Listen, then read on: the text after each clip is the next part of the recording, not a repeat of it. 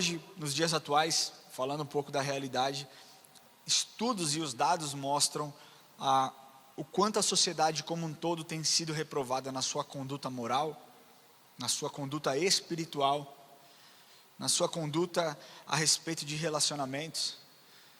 Né? Nós vemos tantas tragédias acontecendo durante a semana, né? E coisas tão pesadas que nem impactam mais as nossas vidas. Algo que você vê, algo que você ouve e que já não dói no seu ouvido aquilo que você vê, aquilo que você escuta. E muitas pessoas que dizem ser contra a violência, que dizem ser contra o ódio, são as mesmas que destilam todo o seu veneno com aqueles que pensam o contrário e agem de forma diferente. O que você tem feito de diferente, meu irmão? Quando confrontado por alguém, como você tem reagido? Porque a igreja não passa imune, a igreja não passa imune a respeito dessa luta que nós vivemos. A igreja muitas vezes acaba sofrendo do mesmo. Prova disso é que o número de divórcio dentro da igreja é o mesmo número de divórcio fora da igreja. Nós fomos chamados para ser luz. E onde existe luz, não existe trevas. Mas o que tem parecido ao redor do mundo é que as trevas têm engolido a luz. O que falta? Posicionamento real e verdadeiro. Não negociar seus valores e princípios, assim como os heróis da fé fizeram. Homens, mulheres de Deus que foram levantados e entendiam ao único Deus, o verdadeiro Deus, o Deus real a quem essas pessoas serviam. Então não importava o que elas pensavam, não importava o que o mundo dizia, o que importava era o que o Deus verdadeiro disse a elas. E hoje nós vamos abordar um pouquinho aqui a história de Elias. Porque Elias, muito da história de Elias tem a ver e é muito similar com aquilo que nós temos vivido nos dias de hoje. Hoje se fala de uma recessão global, hoje nós temos, a saúde pública precária, a economia em colapso, e Elias viveu isso há mais de 2.500 anos atrás. E a minha pergunta é, se nós temos uma história na Bíblia que relata exatamente aquilo que aconteceu e como ele conseguiu superar tamanha dificuldade, por que não pegar dessa história, trazer para os nossos dias e vencer esse período turbulento que nós vivemos? Você está comigo? Você entende isso? Esses homens, essas mulheres e Elias, eles só venceram porque eles não negociavam a palavra de Deus. E eu quero te explicar rapidamente para que você entenda a respeito desse período turbulento que Elias vivia. Vamos pegar lá desde o princípio. Israel viveu aproximadamente 120 anos de monarquia, com os reis Saul, Davi e depois Salomão. Com a morte de Salomão no ano 931 a.C., Jeroboão assume e o reino foi dividido. Então 10 das 12 tribos de Israel vai para o norte e segue Jeroboão. A capital desse reino do norte é chamada Samaria.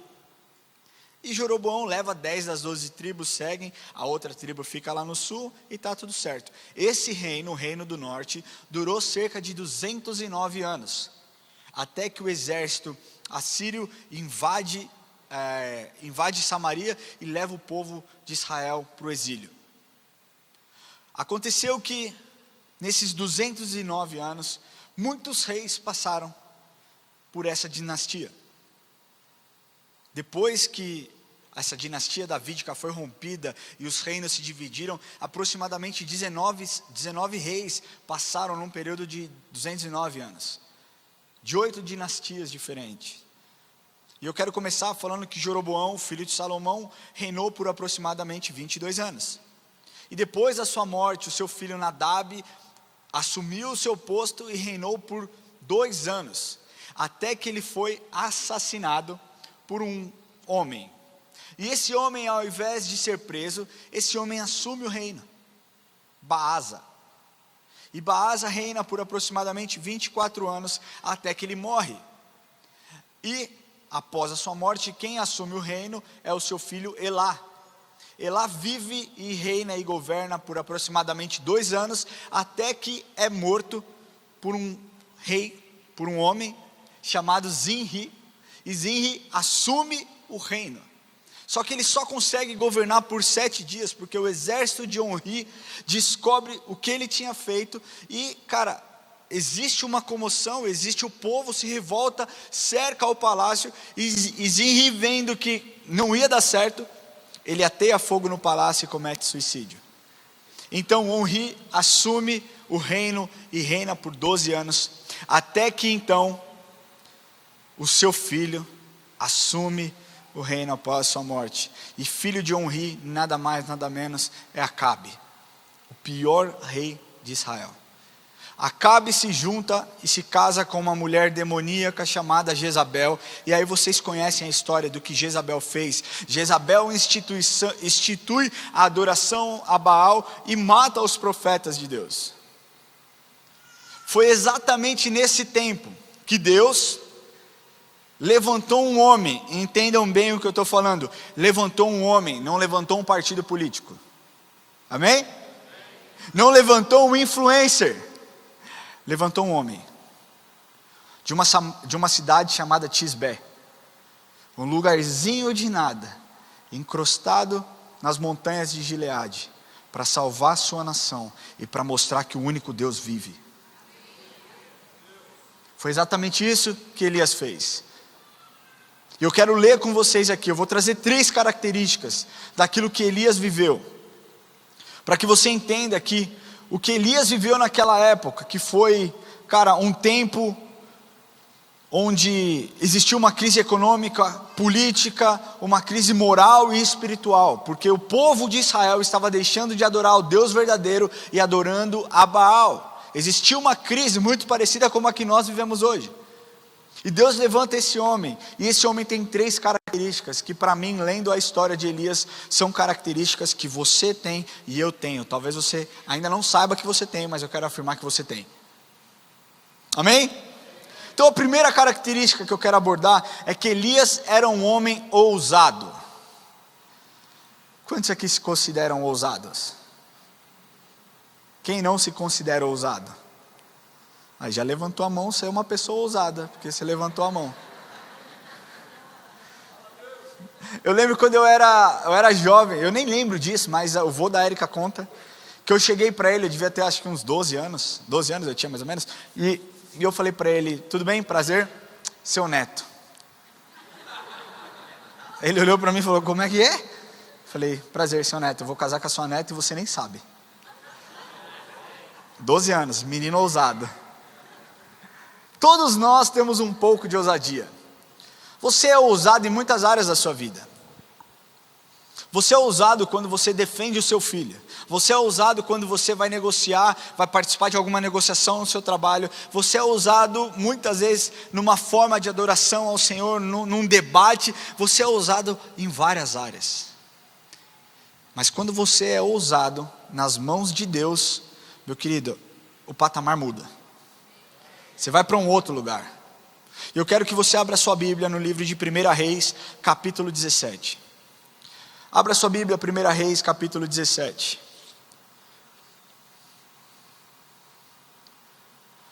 Diz assim. Abriram? Amém? Se você não tem Bíblia, está tudo certo. Acompanha aqui. Mas você já está com um ponto negativo lá, hein? No céu. Brincadeira. Diz assim, então Elias, o tesbita dos moradores de Gileade, disse a Acabe, tão certo como vive o Senhor, Deus de Israel, perante cuja face estou, nem orvalho nem chuva haverá nestes anos, segundo a minha palavra. Primeira coisa que eu quero apontar nesse primeiro ponto aqui, nessa primeira característica de ousadia, é que uma coisa que me chama a atenção é quando você começa lendo esse texto e está lá, então Elias o tesbita. Isso mostra uma coisa, tesbita não era o sobrenome de Elias. Elias não era de uma família sacerdotal. Elias não era de uma família que tinha uma influência. Elias não era de uma escola profética. Elias era o tesbita. Tesbita, de Tisbé. Segundo o historiador Flávio José, foi exatamente uma cidadezinha pequena, insignificante, encrostada nas montanhas de Gileade. Se você for procurar hoje, cara, muito difícil você achar essa cidade, Tisbé. Então, uma coisa que nós temos que entender aqui, é que Deus não precisa de estrela. Não ache você porque você... eu tenho 50 seguidores no Instagram. Amém, cara. Nem tem Instagram. Amém também. Uma vez vendo uma pregação do Hernandes Dias Lopes, que é um cara que eu admiro muito, ele disse uma coisa: quando o sol brilha, não existe espaço para as estrelas brilharem. Quando o sol da manhã brilha, quando a luz do mundo brilha, não existe espaço para as estrelas brilharem.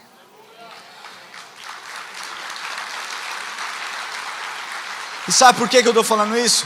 Porque está cheio de crente que fica computando bênção. Eu tenho 545 convertidos na minha lista, 713 curas, e hoje, em nome de Jesus, vai vir mais 5. Cara, se Deus não divide a glória dele com ninguém, como nós falamos no primeiro culto, a gente tem que parar de puxar e querer brilhar. Nós temos que fazer ele brilhar. Ele é a luz da manhã, ele é o sol da justiça, ele é a luz do mundo, ele, para ele e tudo por ele. E Elias entendeu isso. Elias entendeu. E ele não quis a glória para ele. Muito pelo contrário, quando ele começa dizendo, ele diz: tão certo como vive o Senhor, e Yahweh, ele já exalta o único e verdadeiro Deus diante de Acabe, que era um rei maldoso, que era um rei que perseguia os profetas. Elias sabia a sua posição e sabia quem estava por detrás dele, dizendo: vai, filho, vai que eu estou com você. E o que eu quero te falar nessa noite é que o mesmo Deus que empoderou Elias e disse: vai que eu estou com você, é o Deus que te empodera e diz: sai da sombra, vai para a luz e brilha a minha luz. Quer ser diferente? Faça diferente.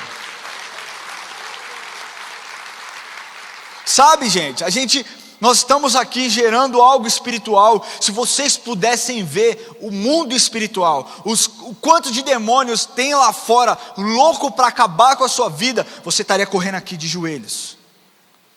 Você não iria querer sair daqui da presença dele. Mas é mais interessante muitas vezes comer uma pizza. É mais interessante, eu tenho 1h30 para o Senhor. E se não acabar em 1h30, eu levanto e eu vou embora. Eu chego um pouquinho atrasado porque eu não gosto do louvor. Quem você quer que brilhe na sua vida, meu irmão? É Deus? Então deixa Deus brilhar. Amém? Toma essa. Seguimos. Cara, sem brincadeira, não queira a posição de Deus, não. Não queira-se Deus. Apenas se permita ser um instrumento para que Ele te use. Agora, um outro ponto dentro disso é que 1 Reis começa contando a história de Elias lá no capítulo 17, e logo de cara ele chega perante Acabe. Ele não começou devagarzinho, ele não começou: vou dar uma chegada ali no barzinho, vou trocar ideia com os caras, vou falar que Deus é bom e tal. Não, ele já foi direto para o rei. E ele não traz uma palavra fácil para o rei, ele não traz uma mensagem triunfalista para o rei. Ele não diz: rei, o senhor é incrível, mas deixa eu te falar, vai ter um probleminha aí, vai parar de chover, né? Mas olha só, eu sou só boca de Deus, tem misericórdia de mim. Ele diz: tão certo como vive o Senhor, Deus de Israel, e eu posso ouvir a entonação dele, porque com certeza ali Elias estava aflito com o que Deus tinha revelado para ele. A quantidade de amigos talvez que tiveram suas vidas ceifadas, e Elias estava numa posição de profeta do Senhor. E eu quero te falar que Deus te levantou para ser profeta na vida dos seus amigos. E um profeta não passa a mão na cabeça não, um profeta traz palavra para correção. A gente tem muito bajulador aí fora. E nós temos poucos profetas, é por isso que nós estamos na lama.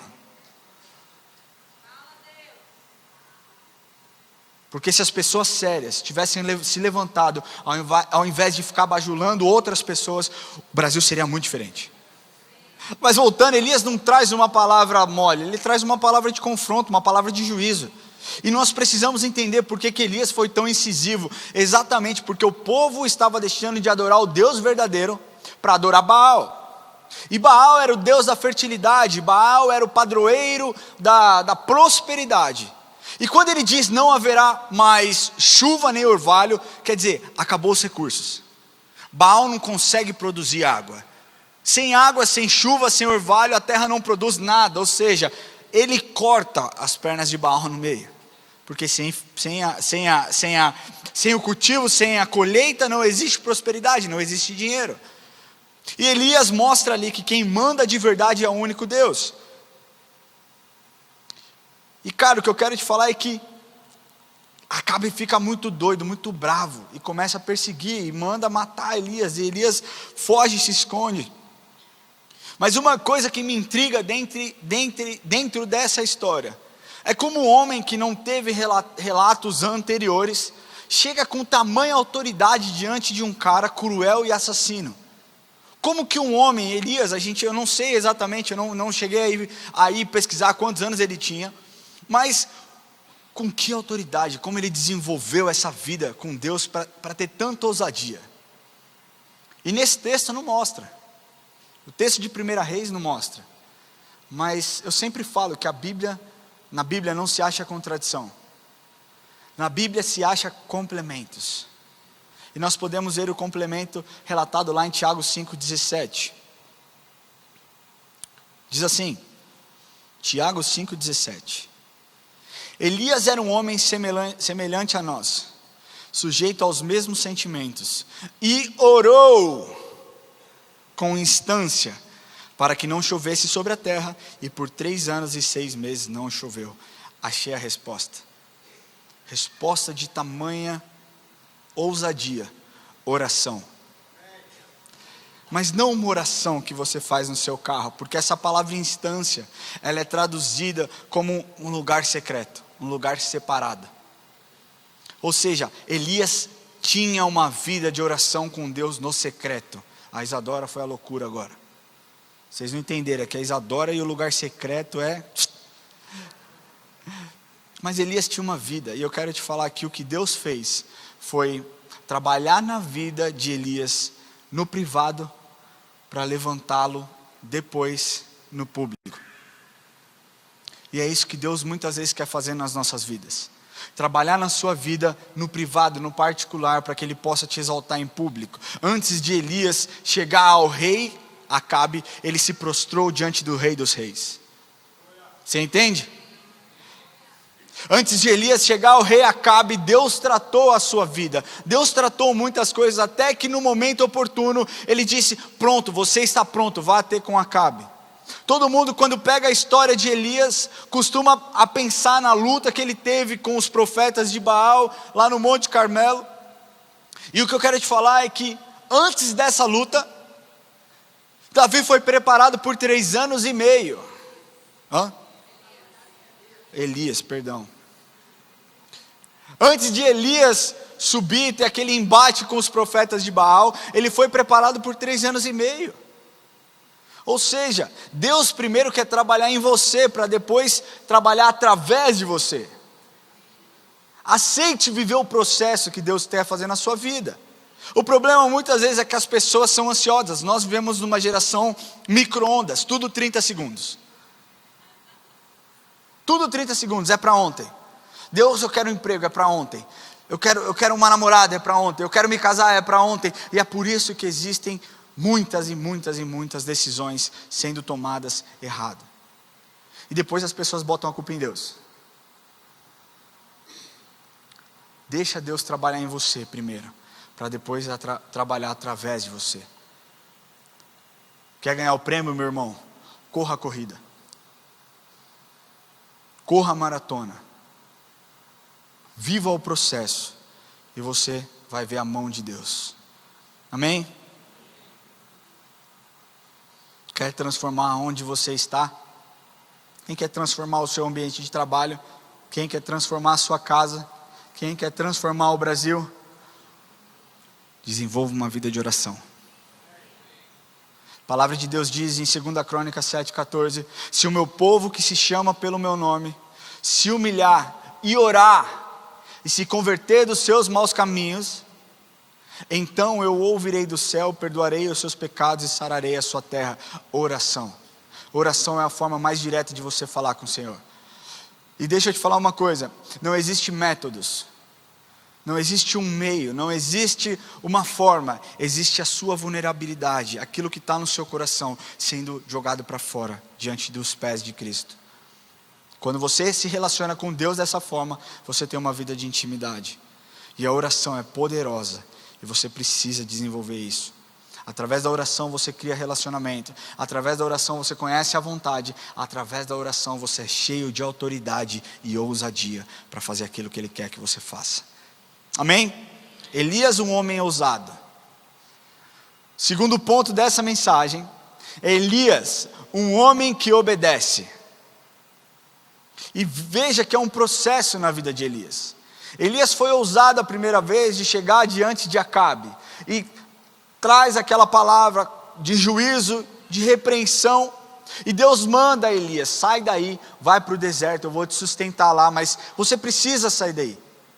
Elias não questionou: poxa vida, Deus, o porquê que eu vou sair daqui? Ele simplesmente obedece, porque ele sabe que os planos de Deus são perfeitos. E ele vai para o deserto, e naquele deserto ele fica durante um tempo, porque se ele não saísse, ele seria morto. Então Deus manda que os corvos alimentem Elias, e os corvos levavam comida de noite e de dia, e tinha uma torrente de água que Elias bebia água, só que com a falta de chuva, a torrente secou. E aqui eu quero te falar uma coisa, é muito doido, mas é real, porque as pessoas podem questionar: pô, mas Deus não mandou Elias para o deserto? E agora a provisão acabou. E agora ele vai ter que sair de lá, porque senão ele vai morrer.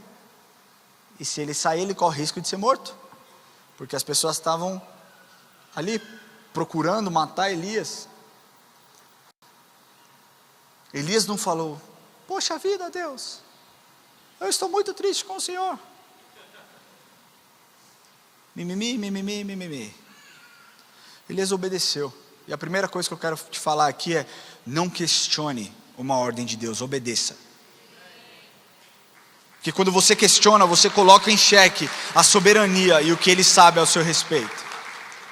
Elias simplesmente pega, Deus manda que Elias fosse até um outro lugar, fosse até a cidade de Sarepta.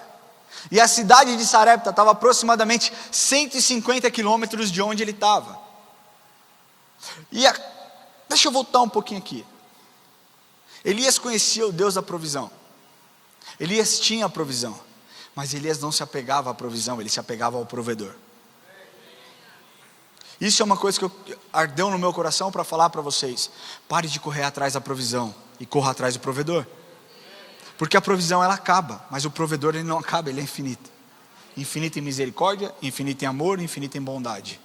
E Elias sabia disso, então por isso obedeceu. Deus manda: Elias, vai para Sarepta. Elias não falou: Senhor, mas se eu sair daqui, caminhar 150 quilômetros, corre um sério risco de alguém me matar. Elias obedece. Deus não revela o que iria acontecer no meio do caminho. Deus não fala: quando você chegar lá, tem uma viúva, ela está quase morrendo, ela está ruim também, está sem comida, né? Enfim, vai ser ruim, mas vai dar certo. Deus simplesmente fala: vai para Sarepta, lá eu vou colocar uma pessoa para dar comida para você e vai ficar tudo bem. O Deus que envia é o Deus que protege. O Deus que envia é o Deus que protege. Então se Deus está te falando: meu querido, dá um passo de fé, Ele já tem todo um plano traçado. Ele só está esperando um ato de obediência para fazer com que você viva algo extraordinário. As pessoas não têm vivido nem o ordinário, porque não obedecem a Deus. E eu costumo dizer esse versículo que diz: aquele que tem os meus mandamentos e os guarda, esse é o que me ama. E aquele que me ama será amado por meu Pai, e eu também o amarei e me manifestarei a Ele. A manifestação de Deus é algo extraordinário. Você não busca Deus no ordinário, nas pequenas coisas, nas coisas que nem são tão grandes, e quer que Ele derrame sobre você o extraordinário. Não funciona. Aprenda a obedecer, aprenda a seguir, dá um passo de fé. Amém? Então, já corri um monte aqui já.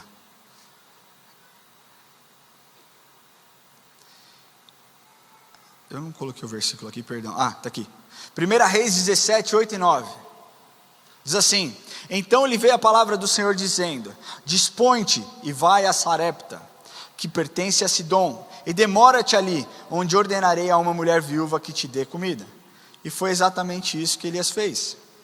Através da obediência conheceu aquela mulher, conheceu não somente a provisão, mas o Deus provedor. O que acontece dessa história é que essa mulher estava ali fazendo a sua comida, a sua última refeição, e ela diz para Elias: eu estou aqui fazendo a minha última refeição, vou comer eu e meu filho, e nós morreremos porque acabou a comida.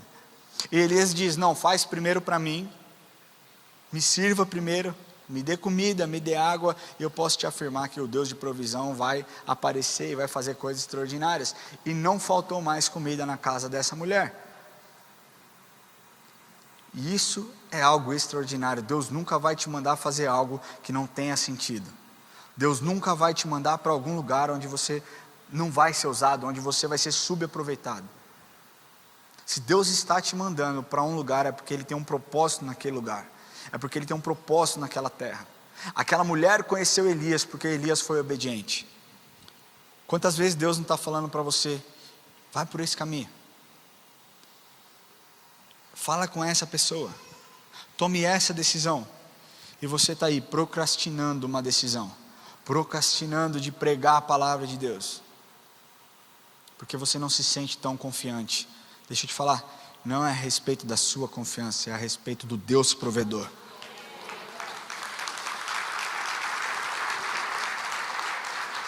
Amém?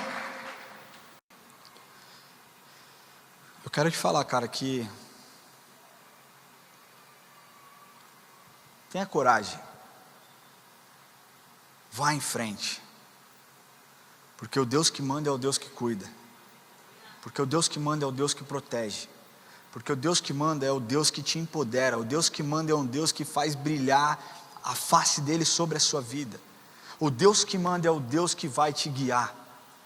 Simplesmente obedeça, porque através da sua vida outras pessoas poderão, através da sua vida e uma vida em obediência, outras pessoas poderão experimentar o amor, o cuidado e a bondade de Deus. Amém? Então Elias foi um homem ousado, Elias foi um homem obediente. E o terceiro e último ponto que eu quero falar: Elias foi um homem usado. Está cheio de gente na igreja que tem ousadia, que obedece, mas que não quer ser ousada. É isso aí. Está cheio de gente na igreja que conhece a palavra, que tem ousadia, cara, de pregar em vários lugares, que tem ousadia, que obedece os preceitos, que tem a moral cristã enraizada dentro de si, mas que não quer ser ousado porque não quer fazer um compromisso. A igreja é simplesmente um meio de você servir. A igreja é uma ferramenta para que você sirva. E eu quero te falar que, na história de Elias, a mesma casa que viveu um milagre, viveu também uma tragédia. Porque o filho dessa viúva morre. E deixa eu só fazer um paralelo, que esse é o grande problema dessa teologia sem vergonha triunfalista. Porque é por causa dessa teologia errada, que diz que tudo vai dar certo, que diz que tudo vai ficar bem. Como se um cristão, você ser uma pessoa entregue ao Senhor, te desse imunidade para enfrentar problemas, doenças e outras coisas. Pessoas muito mais crentes do que eu já enterraram seus filhos. Pessoas muito mais fervorosas em relacionamento com Deus já viveram doenças. Nós não estamos imunes simplesmente porque nós cremos em Deus. O mundo é mau porque ele é mau, porque um homem decidiu desobedecer. O pecado entrou no mundo, mas esse não era o plano de Deus. A diferença é que nós temos uma revelação profunda da bondade de Deus. E nós sabemos que Ele é incrível. E nós sabemos que Deus está conosco, porque Ele diz lá em João 16, 32, 33, eis que vem a hora e já é chegada, em que sereis dispersos, cada um para a sua casa, e me deixarei só. Contudo, não estou só, porque o Pai está comigo. Estas coisas vos tenho dito para que tenhais paz em mim. No mundo passais por aflições, mas tende bom ânimo, eu venci o mundo. Ele diz que nós passaremos por problemas. Ele diz que nós passaremos por dificuldades. Mas Ele diz, cara, persevere. Persevera, continua firme. Porque eu sou a resposta que você precisa. Persevera, continua firme. Porque eu sou o consolo no momento da dor. Persevera, continua. Porque eu tenho uma aliança com você. E o único filho dessa viúva morreu. Ela conheceu o Deus da provisão. E ela viu seu filho morrer. E adivinha para quem sobrou a bronca? Para quem? Elias. 1 Reis 17, versículo 17 a 19, diz assim: depois disso, adoeceu o filho da mulher, da dona de casa, e a sua doença se agravou tanto, que ele morreu. Então disse ela a Elias: que fiz eu ao homem de Deus? Viestes a mim para trazeres à memória a minha iniquidade e matares o meu filho? Ele lhe disse: dá-me o teu filho. Tomou-o nos braços dele e levou para cima no quarto, onde ele mesmo se hospedava, e o deitou em sua cama. E aqui nós temos uma lição importante. Elias foi acusado de algo e ele não revidou. Você parou para pensar nisso? Que nós vivemos em um mundo, cara, é tão injusto, as pessoas acusam por nada. E sempre quando alguma pessoa está falando algo para nós, nós já estamos na nossa mente criando uma frase para rebater essa pessoa. Muitas vezes você nem ouve o que a pessoa está falando, e você já está ali maquinando uma resposta para provar que você está certo e essa pessoa está errada. O que Elias fez nos traz uma grande lição, porque Elias não rebateu. Elias pegou o menino e levou para o seu quarto. E foi falar com Deus. Lição importante de hoje: pare de rebater, vai para o seu quarto e fale com Deus. Foi isso que Elias fez. Se você olhar bem, cara, o que Elias tinha a ver com isso? O que uma coisa tinha a ver com a outra? Não fazia sentido.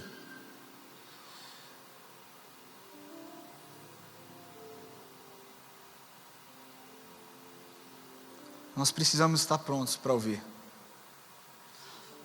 Tiago 1,9 diz assim: sabeis essas coisas, meus amados irmãos, todo homem, pois, seja pronto para ouvir, tardio para falar e tardio para irar-se. Foi exatamente isso que Elias fez. Guardou tudo aquilo que ouviu, pegou o menino e foi para o quarto orar. E isso nos mostra que nós devemos debater menos e orar mais. Amém? Mas continua dizendo, a partir do versículo 20: então clamou ao Senhor e disse: ó Senhor, meu Deus, também até a esta viúva com quem me hospedo afligiste, matando-lhe o filho. Estendendo-se 3 vezes sobre o menino, clamou ao Senhor e disse: ó Senhor meu Deus, rogo-te que faça a alma deste menino tornar a entrar nele. O Senhor, Yahweh, atendeu a voz de Elias. Yahweh, o único Deus, atendeu a voz de Elias, e a alma do menino tornou a entrar nele e reviveu. Elias tomou o menino e o trouxe do quarto à casa e o deu à sua mãe e lhe disse: vá, teu filho vive. Então a mulher disse a Elias: nisto conheço agora que tu és homem de Deus e que a palavra do Senhor na tua boca é verdade. O que Elias nos ensina nesse trecho aqui é que se Deus está usando a sua vida, cara, aumente o seu relacionamento com Ele. Busque mais a Deus, coloque a boca no pó, se humilhe diante dEle. Até esse texto aqui, nunca antes é relatado ou foi relatado na Bíblia ressurreição. Eu fico imaginando nos dias de hoje, alguém fazendo um milagre, talvez que ninguém tenha visto. Primeira coisa que a pessoa ia pegar o celular. Calma aí, deixa eu fazer uma selfie aqui. Ei, defuntão. Ia postar. Deus é bom, olha só o que eu fiz. O morto ressuscitou graças à minha oração. Deus não divide a glória dele com ninguém. Elias pegou esse menino, entregou para sua mãe e saiu. Ele não quis a glória, ele não se vangloriou desse milagre. Mas uma coisa que essa palavra nos ensina é, quando essa mulher responde: nisto conheço agora que tu és homem de Deus, e que a palavra da tua boca é verdade, a palavra na tua boca é verdade. Presta atenção. Nisto conheço agora que tu és homem de Deus, e que a palavra do Senhor na tua boca é verdade. Como você é conhecido no dia de hoje? Talvez você seja conhecido como um grande advogado. Talvez hoje você seja conhecido como uma grande atriz. Talvez hoje você seja conhecido como um grande funcionário. Mas que tal ser reconhecido como um grande homem de Deus? Como uma grande mulher de Deus? Posso fazer uma pergunta? Pro seu coração. Você não precisa me responder. Pensa na sua profissão. O que você prefere? Ser conhecido como uma pessoa bem-sucedida aos olhos humanos? Ou ser uma pessoa bem-sucedida aos olhos de Deus? Posso te falar que dependendo da resposta, é onde está o seu coração. E essa passagem, que ela diz: então, conheço agora que tu és homem de Deus e que a palavra do Senhor na tua boca é verdade.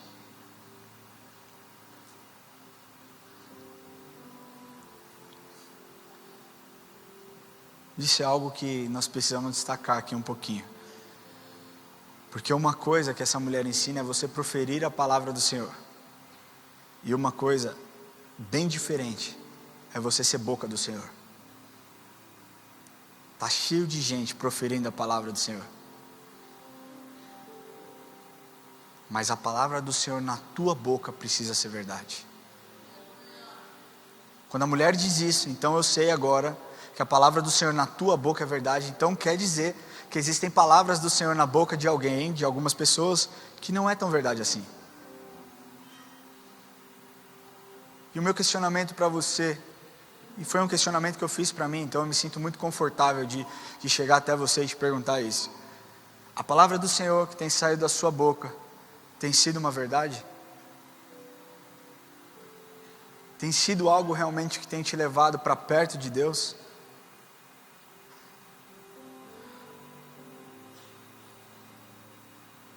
Você entende essa diferença? Existem pessoas que pregam e nada acontece. Existem pessoas que sobem, não aqui, mas em qualquer outro lugar, e lançam simples palavras. E essas palavras são vivas e geram vidas. Essa é uma clara diferença de uma pessoa que vive a palavra de Deus e de uma pessoa que somente carrega a palavra de Deus. Nós vivemos num tempo onde nós precisamos carregar a palavra de Deus e ser boca de Deus. E ser boca de Deus não é trazer uma teologia triunfalista, é trazer uma teologia real, que diz: no mundo você vai ter dificuldade, mas tem de bom ânimo, porque Ele venceu o mundo. Ser boca de Deus é você entender que Deus amou o mundo de tal maneira que deu seu único filho para todo aquele que nele crê, não pereça, mas tenha a vida eterna. Ser boca de Deus é você dizer como Paulo disse: eu posso passar por tantas lutas, eu posso passar por tantas dificuldades, eu posso naufragar, eu posso ser picado de cobra, eu posso ser tudo, mas eu sei que eu posso todas as coisas naquele que me fortalece. Eu posso tudo com Deus, mas sem Deus eu não posso nada. Eu queria pedir que você fechasse seus olhos.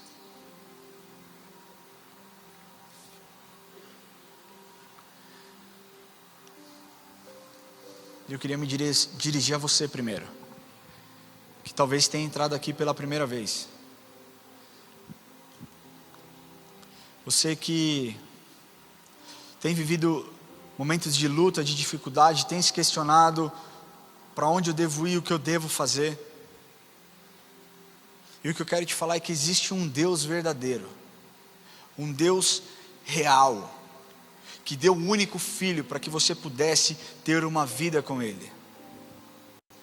Mas essa vida só é possível se você entregar o seu coração para Ele. E eu não estou falando aqui de você simplesmente repetir uma frase, mas eu estou falando aqui de você viver uma vida real com Ele. A palavra de Deus diz que com a sua boca você confessa e com o seu coração você aceita. E quando nós fazemos isso, nós damos liberdade para Ele entrar em nossas vidas e nos encher de ousadia e nos ajudar em obediência e usar as nossas vidas para que outras pessoas também possam ver a glória dEle. Talvez você pense: mas eu sou uma boa pessoa, eu ajudo outras pessoas, eu sou uma pessoa que eu tenho a bondade. É ótimo isso, mas infelizmente ou felizmente isso não garante a sua salvação. O que garante a sua salvação é você reconhecer que Jesus Cristo é o seu Senhor e o seu Salvador. Eu sou o caminho, a verdade e a vida, e ninguém, absolutamente ninguém, vem ao Pai senão por mim. Quer ter um relacionamento com Deus? Entregue o seu coração para Ele. A igreja está de olhos fechados. Eu queria perguntar, se você está aqui nessa noite e deseja entregar o seu coração para Jesus. Entregar o seu coração para Jesus não é, mais uma vez, repetir uma frase, não é você se tornar um religioso, mas é você dar liberdade para Ele preencher o vazio da sua alma. O vazio da sua alma é do tamanho de Deus. Se você deseja aceitar Jesus como seu Senhor e Salvador, levante a sua mão onde você estiver e nós vamos orar com você. Não tenha vergonha, não tenha medo. Glória a Deus pela sua vida. Glória a Deus pela sua vida. Não tenha vergonha, não tenha medo, porque hoje Deus quer fazer alguma coisa em você. Mas para isso você precisa se expor um pouquinho. Você não precisa ter vergonha, porque um dia eu fiz essa oração e foi a melhor decisão que eu fiz. O Ronaldo fez essa oração, foi a melhor decisão que ele fez, eu tenho certeza. O Eli fez essa oração, eu tenho certeza que foi a decisão mais extraordinária. O Felipe fez essa oração, eu tenho certeza que mudou a vida dele. Dê um passo, acredite, e Ele vai fazer. Você que deseja entregar o seu coração, levante a sua mão o mais alto que você puder. Eu queria pedir que você se colocasse em pé. Fique em pé no seu lugar, você que deseja fazer essa oração, e nós vamos orar com você. Pode ficar em pé, por favor. Glória a Deus pela sua vida, irmão, eu te vejo aí. Glória a Deus pela sua vida, eu te vejo aí. Existe alguém desse lado? Existe alguém que deseja entregar o coração para Jesus desse lado aqui? Queria pedir que você que levantou a sua mão, que você venha aqui à frente, nós vamos orar com você. Não fique preocupado, não fique com medo, não se sinta constrangido. Eu quero te falar que o Deus a quem nós servimos deseja se relacionar com você. Sai do seu lugar, vem aqui à frente. Nós não queremos te pedir nada, nós simplesmente queremos orar com você. Sai do seu lugar, irmão, vem aqui à frente. Vamos orar com você. Se você deseja entregar o seu coração, essa é a hora. Sai do seu lugar, vem aqui à frente. Glória a Deus, glória a Deus. Ainda dá tempo. Sai do seu lugar, vem aqui à frente. Não fica parado. Se você está sentindo vontade de ir, eu quero fazer um desafio aqui. Quem aqui, todo mundo com o olho fechado aí, fecha o olho todo mundo aí. Quem aqui está com vontade de vir, entregar o coração, mas está sentindo alguma coisa amarrando. Levanta a mão rapidinho aí. Levanta a mão aí que eu quero te ver. Ali, você está aí? Glória a Deus. Vem aqui à frente, irmão. Vem aqui à frente. Pega na mão dessa pessoa, peça para ele te trazer aqui. Vem cá, jovem. Deixa eu te falar, Jesus Cristo morreu por você. Ele pagou um alto preço por você.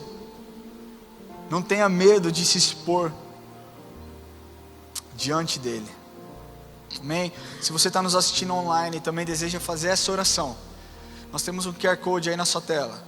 Eu peço que você escaneie esse QR Code. Nós vamos orar com você. Nós cremos que Deus quer fazer grandes coisas na sua vida. Nós cremos que Deus quer te usar. Nós acreditamos que o nosso Deus é um Deus onipresente e está em todos os lugares. Amém? Vamos chegar aqui. Glória a Deus. Eu queria pedir que vocês que estão aqui à frente, que vocês coloquem a mão no coração. Que vocês repitam comigo essa oração. Repita assim: Senhor Jesus, hoje eu entrego a minha vida em tuas mãos. Eu te aceito, Jesus, como meu Senhor e como meu Salvador. Eu te agradeço pelo seu infinito amor, pela sua infinita bondade. Eu reconheço que o Senhor é o Filho de Deus. Escreve o meu nome no livro da vida. Muito obrigado. Amém. Glória a Deus. Eu queria pedir que vocês que estão aqui à frente, que vocês sigam nossa equipe de diaconia. Nós queremos simplesmente ter um tempo com vocês de oração. Nós não vamos pedir nada. Entenda uma coisa: nós somos um corpo, nós somos uma família. Nós queremos entender como nós podemos servi-los. Então, por favor, sigam os diáconos. Vocês já voltam para cá. Vamos junto, amém?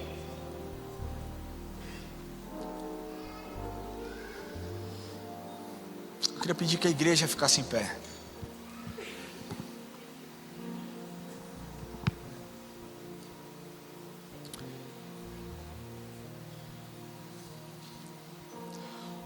Quantos têm se escondido?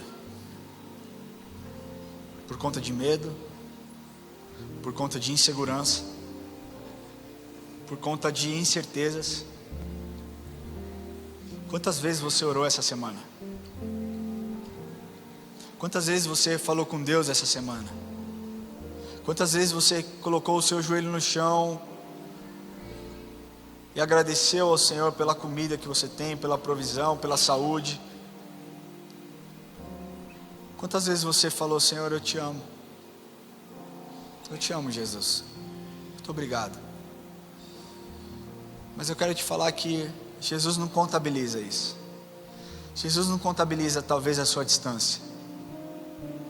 Mas Ele diz hoje para você: eu posso fazer nova todas as coisas. Eu posso agora estabelecer um novo nível de relacionamento com você.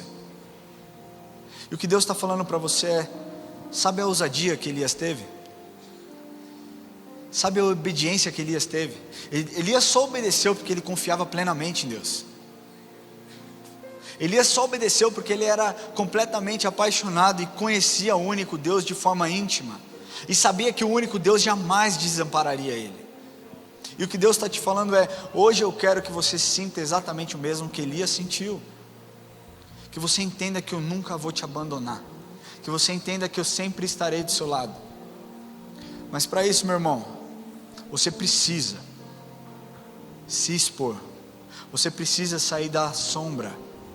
Você precisa deixar com que a luz de Jesus brilhe na sua vida. Onde você estiver. Onde você estiver, no seu trabalho, na sua faculdade, dentro da sua casa, a luz de Cristo precisa brilhar sobre você e através de você. Hoje, se você quer que Deus comece a trabalhar em você primeiro, para que depois Ele trabalhe através de você, eu quero pedir que você seja muito vulnerável, que você saia do seu lugar e que você venha aqui à frente. Deus está renovando alianças nessa noite. Deus está falando ao meu coração é que se você se permitir ser usado, você vai viver não somente o ordinário, mas o extraordinário na mão dele.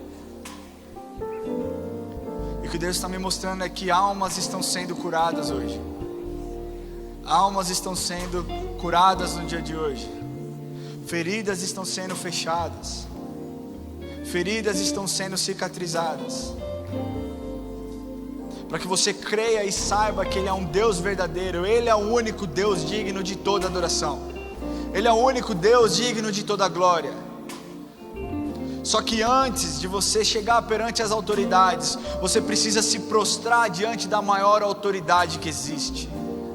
Antes de você ser exaltado em público, o Senhor quer trabalhar na sua vida. O Senhor quer te mostrar o quão amado e o quão especial você é nas mãos dEle. E o que Ele está te pedindo essa noite é: abra o seu coração. Abra o seu coração.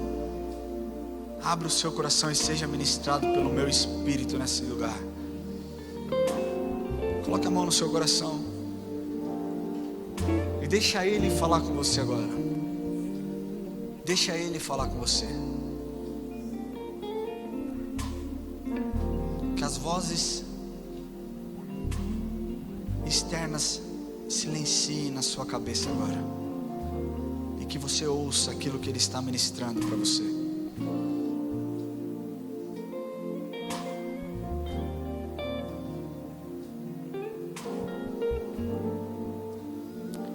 Pode chorar na presença do Pai. Você pode chorar na presença do seu Pai. Meu querido, saiba que você está. A capa de Elias está sobre a sua vida aí. Amém? Você tem ousadia. Você tem um espírito de obediência dentro de você. E você vai ser usado em nome de Jesus.